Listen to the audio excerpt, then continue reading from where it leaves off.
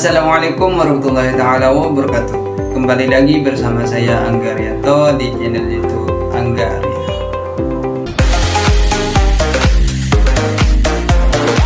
Di video kali ini saya akan menjelaskan tentang hirobah menurut perspektif fikih jinayah. Apa itu hirobah? Hirobah itu kalau secara bahasa berarti menyerang atau memerangi. Di dalam istilah fikih jinayah, hirobah itu adalah tindakan kriminal berupa perampokan atau penyerangan di tempat yang umum dengan kekerasan atau ancaman dengan tujuan merampas harta, menyakiti atau juga membunuh.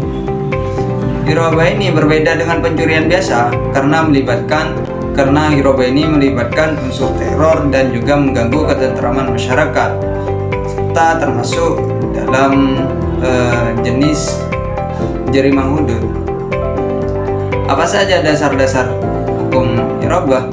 Dasar hukum hirobah ini terdapat dalam Al-Quran surah Al-Maidah ayat 33 yang menetapkan 4 bentuk hukuman. Yang pertama itu dibunuh, disalib, dipotong tangan dan kaki secara bersilang dan diasingkan. Hadis Nabi riwayat Bukhari dan Muslim juga memperkuat ketentuan ini. Di dalam hukum positif Indonesia, perampokan ini dikategorikan sebagai pencurian disertai dengan kekerasan dan diatur dalam pasal 365 KUHP dengan ancaman pidana penjara hingga hukuman mati. Ada beberapa unsur dan juga syarat hirobah.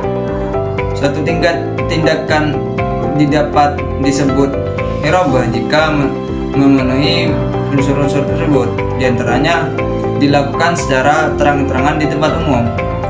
Pelaku menggunakan senjata atau kekerasan dan juga bertujuan untuk merampas harta, melukai atau membunuh dan terjadi di lokasi yang jauh dari pertolongan. Adapun syarat sahnya hirobah itu yang pertama, pelaku bukan aparat resmi, bukan polisi atau dishub. Yang kedua itu tidak dalam kondisi gila atau terpaksa. Yang ketiga itu tindakannya itu menyebabkan rasa takut umum di masyarakat umum. Dan yang keempat itu lokasi kejadiannya biasanya di tempat terbuka, meskipun lama ini kontemporer tidak menyertakan ini secara telak. Adapun pembuktian dan saksinya, pembuktian dalam kasus hirobah ini dapat dilakukan melalui ikrar, pengakuan dari pelaku secara sadar dan juga sukarela dan jelas. Yang kedua itu syahadat. Syahadat artinya kesaksian minimal 2 orang laki-laki yang adil yang menyaksikan langsung kejadian tersebut. Yang ketiga itu qarinah.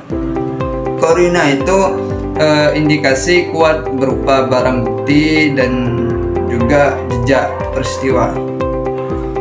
Jika salah satu bukti atau jejak peristiwa unsur pembuktian tidak terpenuhi, hukuman hudud ini tidak dapat dijatuhkan dan dapat dialihkan ke hukuman takzir, hukuman yang ditentukan oleh kebijakan hakim. Adapun jenis-jenis hukuman hirobah, ini fikih jinayah mengklasifikasikan hirobah ini menjadi 4 jenis berdasarkan tingkat kejahatan dengan hukuman yang berbeda. Yang pertama itu membunuh dan merampas. Membunuh dan merampas itu hukumannya mati atau disalib. Yang kedua itu membunuh tanpa merampas, tapi tanpa merampas itu hukuman mati. Yang ketiga itu merampas tanpa membunuh, itu potong tangan, kaki secara bersilangan. Potong tangan yang pertama itu kan tangan kanan, itu yang dipotong juga tangan kanan dan kaki kiri gitu ya, secara bersilangan. Dan yang terakhir itu menakuti tanpa membunuh atau merampas, itu biasanya cuma pengasingan. Ini terdapat perbedaan pendapat ulama mengenai penerapan hukum dengan sebagian beranggapan harus sesuai jenis tindakan, dan sebagian lain itu memberikan fleksibilitas kepada hakim atau hukum ta'zir. Jadi kesimpulan di video kali ini, hirobah ini adalah suatu kejahatan perampokan yang diatur secara ketat di dalam hukum Islam dengan sanksi berat atau sanksi hudud. Meskipun dasar hukumnya jelas, penerapannya di masa kini itu menghadapi tantangan karena pertimbangan HAM dan dinamika sosial, sehingga hukuman ta'zir atau hukuman yang digantungkan kepada kepada hakim ini sering menjadi pilihan. Mungkin hanya ini saja yang dapat saya sampaikan. Kurang lebihnya mohon maaf apabila ada kesalahan di dalam penjelasan tadi, baik tutur kata maupun tingkah laku yang kurang berkenan di para penonton. Saya pribadi mohon maaf. Jangan lupa ditunggu video selanjutnya. Wassalamualaikum warahmatullahi wabarakatuh. Jangan lupa like, komen, dan subscribe YouTube Anggaria.